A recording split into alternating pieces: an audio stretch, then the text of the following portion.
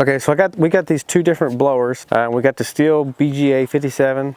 We got the Toro. This one seems to have more power than this one. We were just going to try it out and see which one's better.